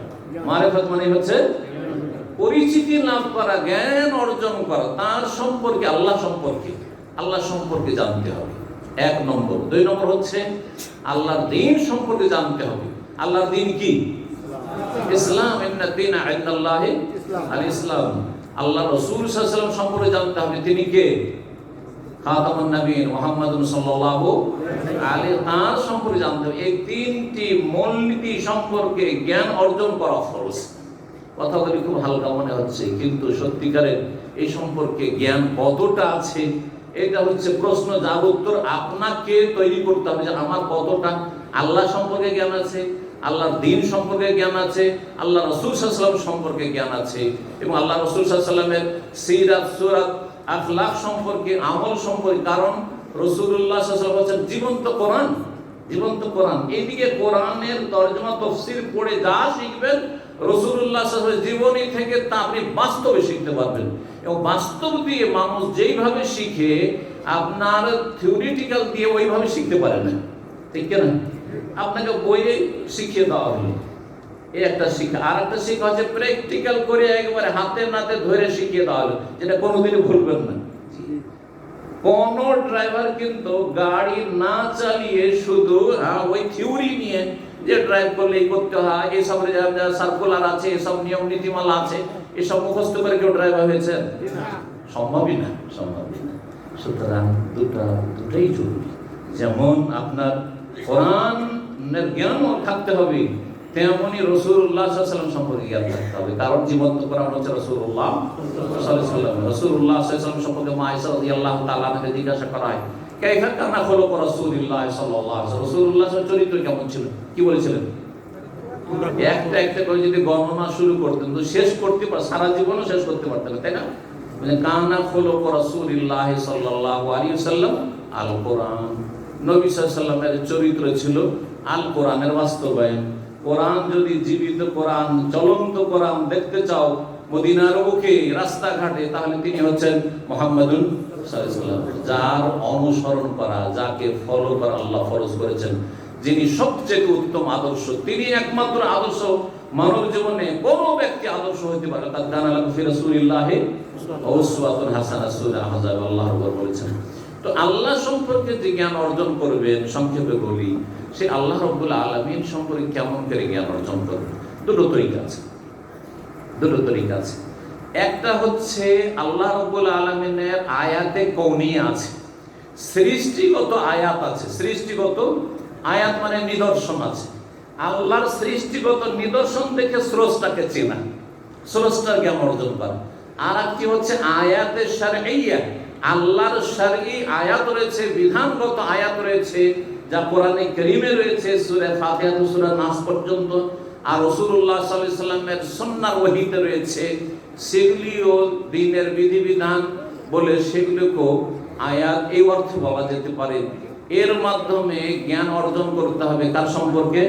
রব সম্পর্কে। রব সম্পর্কে আল্লাহ জিজ্ঞেস করবেন, আপনি রব সম্পর্কে জ্ঞান অর্জন করবেন আগে আল্লাহর সৃষ্টিগত আয়াত, নিদর্শন দিয়ে। সৃষ্টিগত আয়াত আপনার এই মাথা থেকে পা পর্যন্ত, এটা একটা নিদর্শন। আরেকটা হচ্ছে আপনার আমার চারপাশে যা কিছু দুনিয়াতে আমাদের চোখের সামনে পড়ছে, সবগুলি আল্লাহর সৃষ্টি, সেগুলি দেখে আল্লাহকে চিনতে হবে। দুটোই কিন্তু আল্লাহ বলেছেন কোরআনে কারীমে। আল্লাহ ইরশাদ করেছেন, সানুরিহিম আয়াতিনা ফিল আফাকি ওয়া ফি আনফুসিহিম, আমি নিশ্চিত শীঘ্রই তাদেরকে আমি আমার নিদর্শনাবলী দেখাবো। ফিল আফাকে, দিগন্তে, দিগন্ত মানে চারপাশে, চারপাশে, এদিকে সেদিকে, পূর্ব পশ্চিম উত্তর দক্ষিণের দিগন্ত। এই দিগন্তে যেমন আসমান রয়েছে, জমিন রয়েছে, পাহাড় পর্বত আছে না, হ্যাঁ, উট আছে না, গবাদি পশু আছে না, আল্লাহর বিভিন্ন সৃষ্টি, আপনার গাছপালা আছে না, আর নদী নালা আছে না, সাগর মহাসাগর আছে না, সবগুলি। এই জন্য আল্লাহ রাব্বুল আলামিন এদিকে আহ্বান করেছেন কোরআনের বিভিন্ন জায়গায়। তার মধ্যে ছোট্ট সূরা আম্মা পারাতে রয়েছে আফালা ইয়ানজুরুনা ইলাল ইবিলি কাইফা খুলিকাত। আল্লাহ উট দেখতে বলছে, উট দেখে আল্লাহকে চিনুন।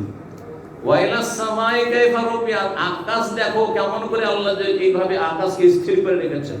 কোন পিলার দেখছো, কোন খাম্বা আছে, আর কোনদিন এর মেইনটেনেন্স করতে হচ্ছে, মেরামত করতে হচ্ছে, রিপেয়ারিং লাগছে, কিছুই নাই, চলছে চলছে চলতি আছে। সুবহানাল্লাহ, এটা দেখে আল্লাহকে চেনো, আকাশ দেখেছিল।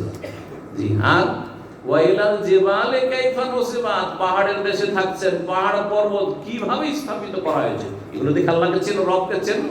এগুলো হচ্ছে সৃষ্টিগত আল্লাহ নিদর্শন। ওয়াইলাল আরদে কাইফা সুতিহাত, জমিনকে দেখো, পাশের সাগর ভাসছে, জেদ্দার মাটি সাগর উপরে ভাসছে, আর কেমন করে এত বাড়ি ঘর আর টাওয়ার নিয়ে আপনারা আলহামদুলিল্লাহ আর স্থির জমিনে চলাফেরা করছেন, নাকে তেল দিয়ে ঘুমাচ্ছেন, ডিউটি করছেন, সারা জীবন যুগ যুগ কাটিয়ে দিচ্ছেন, তাই না? কোনো ভয় নেই যে আরে বাপরে বাপ এত বড় সাগরের পাশে আছি, কখন কি হয় নয় পালাই এখান থেকে পালাচ্ছে নাকি। মালদ্বীপের মতো জায়গা, একসময় মালদ্বীপের দুইজন মাদানি আমার সাথে সহশিক্ষক মানে ছিলেন আর কি, কলিগ সহশিক্ষক ছিলেন জামিয়াতুল ইমাম আল বুখারী, 9 মাস আগে, 25 বছর আগে। দুইজনের শাইখ মারা গেছে, যখন মালদ্বীপ গেলাম দাওয়াতি সফরে, খোঁজ নিলাম তাদের, দুইজন কি রাহিমাহুল্লাহ সুবহানাল্লাহ। কখন থেকে মারা যায়, একসাথে পাশাপাশি আমরা কোয়ার্টার, তিনিও ফ্যামিলি নিয়ে থাকতেন, আমি ফ্যামিলি নিয়ে থাকতাম সেখানে। তিনি গিয়েছিলেন সেখানে মাহবুব সৌদি আরবের পক্ষ থেকে, ওয়াজারার পক্ষ থেকে। তো কয়েক বছর আমাদের সাথে শিক্ষকতা করেছেন। তো এই মালদ্বীপ সম্পর্কে যখন যায়নি তখন তাদের কাছ থেকে শুনতাম যে মালদ্বীপ থেকে মনে হয় আমাদেরকে সবকে পালাইতে হবে, কারণ বলা হচ্ছে যে কয়েক বছরের ভিতরে ভারত মহাসাগরে মালদ্বীপটা কি হবে, তলিয়ে যাবে, ডুবে যাবে। সেজন্য অনেকে ভয়ে কিন্তু পালিয়ে গেছে।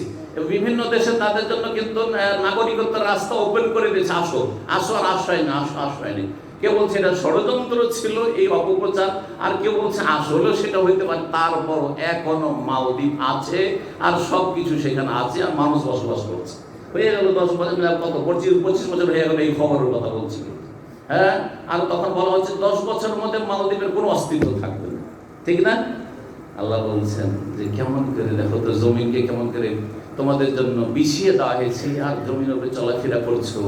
হ্যাঁ, আনতামিরাবে কোনে যা বলছেন, এই পাহাড় পর্বতকে আল্লাহ স্থাপিত করেছেন যাতে করে জমিন এইভাবে ভাসতে না থাকে, আর এই হিলাডুলা করতে থাকবে, যার ফলে তুমি না চলতে পারবে, না খেতে পারবে, না বসবাস করতে পারবে, না বাড়িঘর তৈরি করতে পারবে, কোনো কিছুর যোগ্য থাকবে না। আল্লাহর এইসব নিয়ামতের শুকরিয়া আদায় করছে, বলুন আলহামদুলিল্লাহ। এগুলি দিয়ে কাকে চিনবেন? আল্লাহকে। এটা তাহলে দিগন্তের কিছু উদাহরণ দিলাম। উট দেখেও আল্লাহকে চেনার কথা আল্লাহ বলছেন, যেমন বললাম।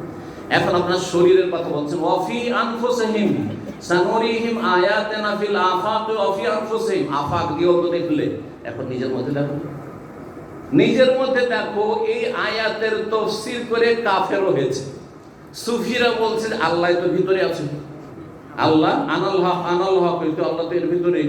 হোসেন মানসুর হাল্লাজ তার ওয়াহদাতুল ওয়াজিদের আকীদার দলিল কোরআন থেকে বলছে, ওয়াফি আনফুসিহিম, আল্লাহ তো এই যে ওয়াফি আনফুসিকুম আফালা তুবসিরুন, আল্লাহ তোমাদের মাঝেই তো রয়েছে, তোমরা দেখতে পাও না। তোমাদের মাঝে মাঝে তোমাদের শরীরে আল্লাহ একাকার হয়ে রয়েছে। আউযুবিল্লাহ, সৃষ্টি স্রষ্টা এক। কোরআনের আয়াত দিয়ে তারা কুফরি করাচ্ছে, কথা বুঝতে পেরেছেন? অথচ আল্লাহ রাব্বুল আলামিনের উদ্দেশ্য যেটা রাসূলুল্লাহ সাল্লাল্লাহু আলাইহি ওয়াসাল্লাম সাহাবায়ে কেরামকে বুঝিয়েছেন, সাহাবায়ে কেরাম তাবেঈনদেরকে বুঝিয়েছেন, আইম্মায়ে আরবা আবু হানিফা, শাফি, মালিক, আহমদ, মুহাদ্দিসিন তারা যুগে যুগে বুঝিয়েছেন। সেটা হচ্ছে যে বাইরে যে সব সৃষ্টি রয়েছে সেগুলো দিয়ে স্রষ্টাকে চেনো, আর শরীরের যন্ত্রপাতি আল্লাহু আকবার, এই মস্তিষ্ক কিভাবে বিভিন্ন তার কিন্তু পার্টস আছে, ভাগ করা আছে। কেউ কোন জায়গায় আঘাত পেয়েছে যার ফলে তার এই সমস্যা হচ্ছে, হচ্ছে না হচ্ছে না। তারপরে আপনার এই চক্ষু দেখেন, এই হাত পা দেখেন, আর তারপরে এই যে রেখাগুলি দেখেন, সুবহান, কারোর সাথে কারো মিলছে না। মায়ের পেটের ভাই যমজ, তারপরে মিলছে না, দেখতে একই রকম মনে হচ্ছে, তারপরে দেখবেন যে এই যে ফিঙ্গারপ্রিন্টে কখনো একরকম হবে। এগুলো দিয়ে আল্লাহকে চিনতে পারলেন না। ওয়াফি আনফুসিহিম, এতেও রয়েছে ওয়াফি আনফুসিকুম, এরও অর্থ এইটা যে তোমাদের শরীরেই স্টাডি করো, শরীরকে নিয়ে, এবং আল্লাহকে, এর স্রষ্টাকে, মালিককে, তাকে চেনার চেষ্টা করো। আল্লাহ রাব্বুল আলামিন তৌফিক দান করুন। এই আয়াতে কওনিয়া সৃষ্টিগত আয়াত শরীরের ভিতরে আছে, আর বাইরে দিগন্ত আছে, তা দিয়ে আল্লাহকে চিনবেন। আর আয়াতের শারঈয়া মানে ওহী দিয়ে, কোরআনের আয়াতের তরজমা তাফসীর পড়তে হবে, বোঝার চেষ্টা করতে হবে। সরাসরি পড়বেন, আর পড়ে যদি ইলম হাসিল করার যোগ্যতা না থাকে, অল্প শিক্ষিত যারা, তাহলে আলোচনা শুনলে সবাই কিন্তু বুঝতে পারবে। এই যে আলোচনা, একটা অন ক্লাস পাস বা অশিক্ষিত সেও বুঝতে পারছেন, আর যারা শিক্ষিত রয়েছেন, পিএইচডি করা ডক্টর আর ইঞ্জিনিয়ার বড় বড় শিক্ষক, তারাও কিন্তু বুঝতে পারছেন। তাহলে এটা সহজ, এটা হচ্ছে সহজ। শিখার দুটো তরিকা, হয় শুনে শিখেন আর না হয় পড়ে শিখেন। আল্লাহ রাব্বুল আলামিন শিক্ষা ফরজ করেছেন দিন সম্পর্কে। তো আল্লাহ সম্পর্কে জ্ঞান অর্জন করতে হবে এই দুটো তরিকাতে, আয়াতে কওনিয়া দিয়ে আর আয়াতে শরিয়া দিয়ে। আল্লাহর দিন সম্পর্কে জ্ঞান অর্জন করতে হবে কি থেকে? নবী সাল্লাল্লাহু আলাইহি ওয়াসাল্লাম বলেছেন, দুটো ছেড়ে গেছে, তারাক্তু ফিকুম আমরাইন লান তাদিল্লু মা তামাসসাকতুম বিহিমা কিতাবাল্লাহ ওয়া সুন্নতি। দুটো বিষয় ছেড়ে যাচ্ছে, দুটো বস্তু। কখনো পথভ্রষ্ট কেউ করতে পারবে না, আর হবেও না যদি দুটোকে শক্ত করে ধরে থাকো। সেই দুটো কি? আল্লাহর কিতাব কোরআনে কারীমের ওহী আর রাসূলুল্লাহ সাল্লাল্লাহু আলাইহি ওয়াসাল্লামের সুন্নাহর ওহী। সেখানে কিছু জালজয়ীব ঢুকেছে, সেজন্য যারা হাদিসের পণ্ডিত, কোরআন হাদিসের গভীর জ্ঞান রাখে, তাদের কাছ থেকে একটু জেনে নিতে হবে যে হাদিসটা সহিহ না যঈফ। হ্যাঁ, বিশুদ্ধ কিতাব থেকে হোক অথবা বিশুদ্ধ আকীদা মানহাজের আলেম থেকে যাদের হাদিস সম্পর্কে জ্ঞান রয়েছে, তাদের কাছ থেকে জেনে নিলে চলবে সাধারণের জন্য। তাহলে এইভাবে আল্লাহর দিন সম্পর্কে জ্ঞান, আল্লাহর দিনের যে মৌলিক বিষয়গুলি, সেটা হচ্ছে আরকানের যে দিনের যে স্তরগুলি, তিনটি স্তর রয়েছে। দিনের কয়টি স্তর? তিনটি স্তর। কে কে বলতো? আমি তো বলেই দিয়েছি ওইটা।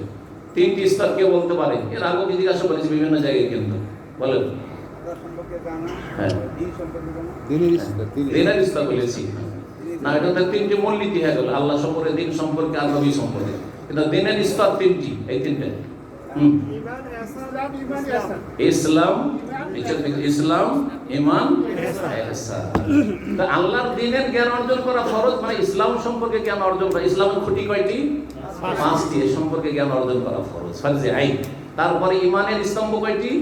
ছয়টি, জ্ঞান অর্জন করা ফরজ। ঈমানের শাখা প্রশাখা কয়টি?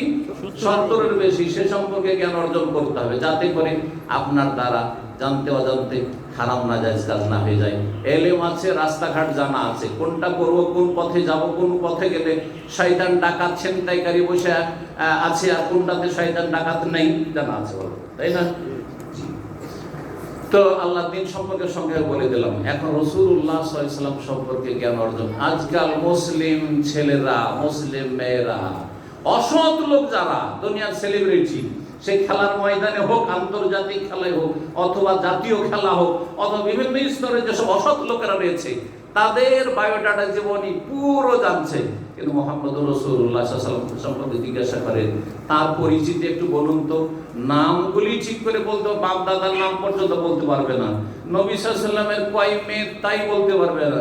নবী সাল্লাল্লাহু আলাইহি ওয়াসাল্লামের ছেলে, তাদের অবস্থা বলতে পারবে না।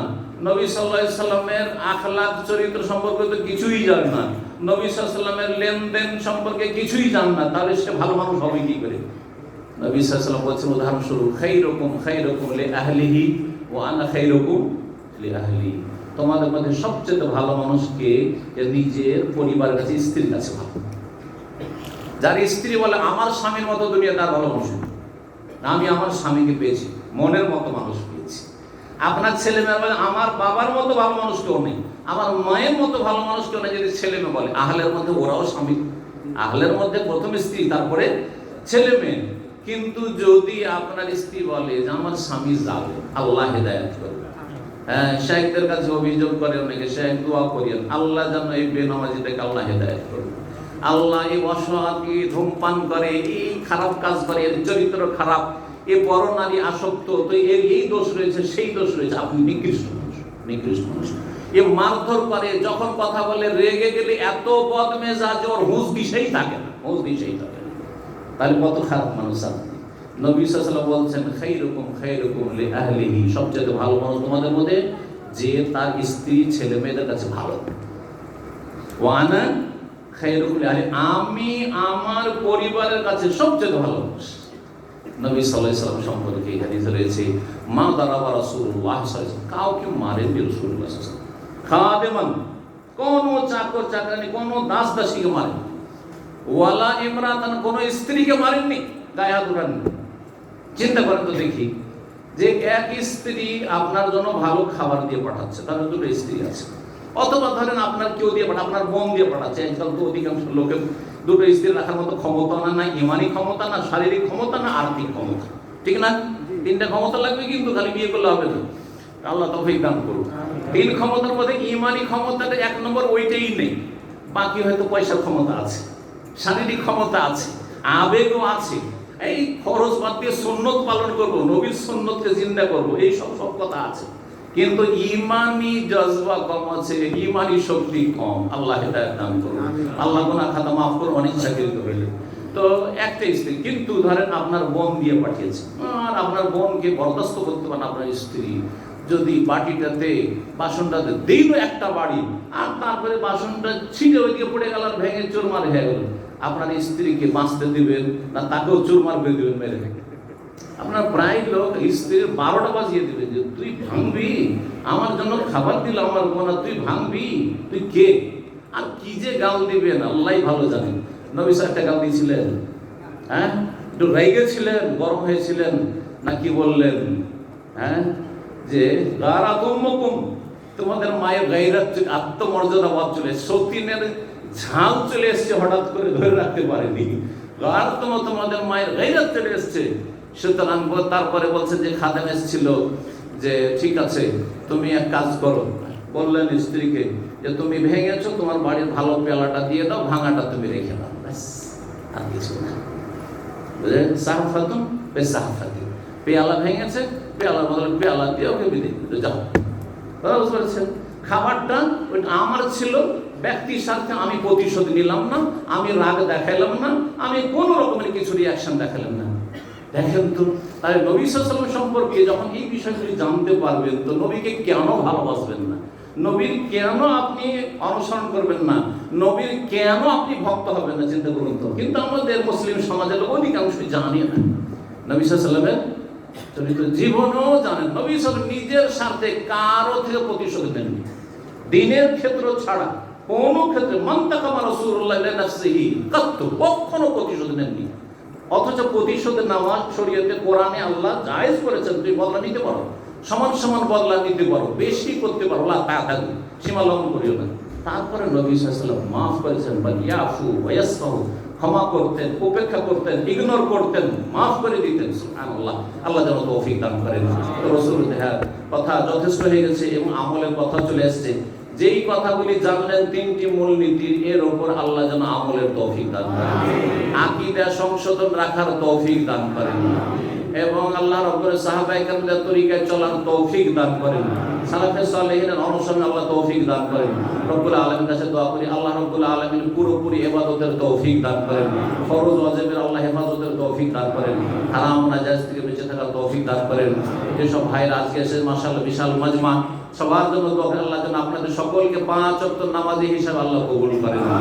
যাদের ত্রুটি আছে, ঘাটতি আছে, আল্লাহ যেন মাফ করে দেন অতীতের, আর এখন থেকে 5 ওয়াক্ত কায়েমে নামাজি যেন আল্লাহ বানিয়ে দেন, কবুল করেন আল্লাহ রাব্বুল আলামিন। রব্বানা তাকাব্বাল মিন্না ইন্নাকা আনতাস সামিউল আলিম। আল্লাহ রাব্বুল আলামিন আপনাদের রুজিতে যেন বরকত দান করেন, বালা মুসিবত থেকে আল্লাহ যেন বাঁচিয়ে রাখেন, দুনিয়া আখিরাতে আল্লাহ যেন ভালাই দান করেন। আল্লাহ যদি আপনাদেরকে দেন তো আমারটা নিয়ে তো দিবেন না, সুতরাং দোয়া করার ক্ষেত্রে কেমন কম করব? আল্লাহ আপনাদেরকেও দেবেন, তো এই ওসিলাতে আমাকেও দিবেন আল্লাহ রাব্বুল আলামিন। আমি যদি আপনাদের জন্য গুনাহগার দোয়া করি, তো ফেরেশতা আমার জন্য দোয়া করবে। সহিহ মুসলিম আল্লাহ কাবে আল্লাহ যেন তোমাকেও এরকমই দেয়, তোমাকেও যেন এরকমই দেয়, তো আমি তো আরো বেনিফিটেড, আরো উপকৃত হইলাম। সুতরাং মুসলিম ভাইদের জন্য দোয়া করবেন, যে কোনো জায়গার মুসলিম হোক না, হিতাকাঙ্ক্ষী হবে না, দিনুন নাসিয়া, এবং দোয়া করবেন আল্লাহ রাব্বুল আমাদের দিন দুনিয়া যেন বরকত দান করেন। আল্লাহ রাব্বুল বালা মুসিবত টেনশন থেকে আল্লাহ যেন বাঁচিয়ে রাখেন। যাদের কাজকর্ম নেই আল্লাহ যেন রুজির রাস্তা খুলে দেন। নতুন ভাইয়েরা যারা এসেছেন, বিশেষ করে অনেকে কর্মহীন রয়েছেন, আল্লাহ যেন ভালো রোজগারের ব্যবস্থা করে দেন, ঋণ মুক্ত যেন আল্লাহ করে দেন। আল্লাহ রাব্বুল আলামিন যেন সমস্ত বিপদ আপদ থেকে আপনাদের হেফাজত করেন।